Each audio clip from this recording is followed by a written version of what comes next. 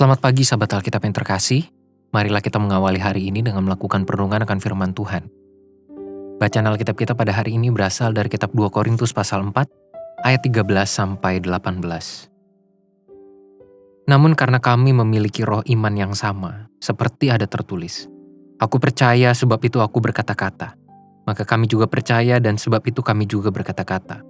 Karena kami tahu bahwa Ia yang telah membangkitkan Tuhan Yesus akan membangkitkan kami juga bersama-sama dengan Yesus. Dan Ia akan menghadapkan kami bersama-sama dengan kamu kepada dirinya. Sebab semuanya itu terjadi oleh karena kamu, supaya kasih karunia yang semakin besar berhubung dengan semakin banyaknya orang yang menjadi percaya, menyebabkan semakin melimpahnya ucapan syukur bagi kemuliaan Allah.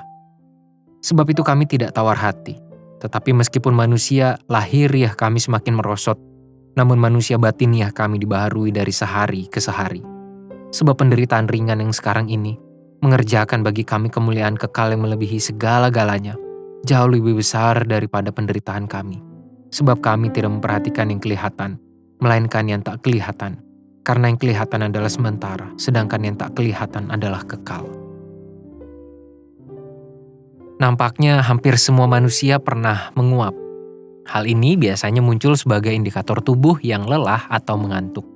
Meski ada juga alasan lain berhubungan dengan kondisi kesehatan tubuh yang lebih serius. Namun, apakah Anda menyadari bahwa menguap juga dapat menular? Maksudnya, ketika di sebuah kerumunan manusia ada individu yang menguap, besar kemungkinan ada orang lain di sekitarnya yang juga ikut menguap. Menurut penelitian, hal ini disebut sebagai social mirroring atau sebuah fenomena perilaku meniru terhadap tindakan orang lain. Perilaku meniru ini juga dapat muncul dalam bentuk-bentuk tindakan lainnya.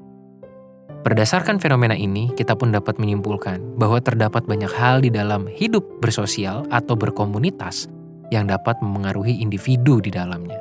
Persoalannya adalah apakah perilaku yang ditularkan itu bersifat baik atau buruk.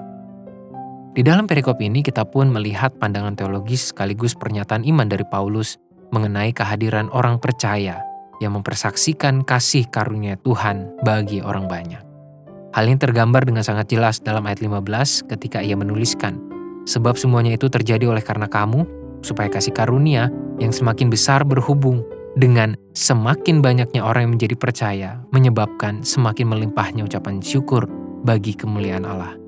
Paulus menuliskan hal tersebut sebagai bentuk kesaksian kepada jemaat di Korintus bahwa ia bersedia menanggung ketidaknyamanan dan kesulitan lahiriah demi kemuliaan kekal yang jauh lebih besar. Silakan kita bandingkan dengan ayat 17. Jemaat di Korintus sebagai penerima surat ini tentu memahami dengan jelas bahwa Paulus telah mengalami banyak ketidaknyamanan dan kesulitan, bahkan penderitaan, baik fisik maupun psikis, dalam melayani umat Tuhan, secara khusus mereka.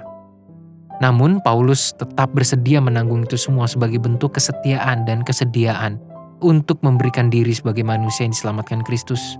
Paulus percaya bahwa segala kesaksian atas karunia Tuhan yang ia beritakan akan memberikan sukacita dan melimpahkan kemuliaan Tuhan di tengah dunia. Inilah contoh teladan sikap beriman yang juga Paulus ajarkan kepada jemaat di Korintus, bahwa kehadiran setiap umat percaya hendaknya memberikan dampak yang menyebarluaskan kemuliaan Tuhan kepada lingkungan di mana mereka berada. Sahabat Alkitab, setiap kita memiliki daya dan peluang untuk menghasilkan fenomena social mirroring yang menghadirkan kemuliaan Tuhan, yakni ketika karunia Tuhan yang tak terbatas itu dapat dirasakan oleh banyak orang. Pertanyaannya adalah apakah kita bersedia memberikan diri sebagai saksi-saksi yang memberitakan karunia tersebut.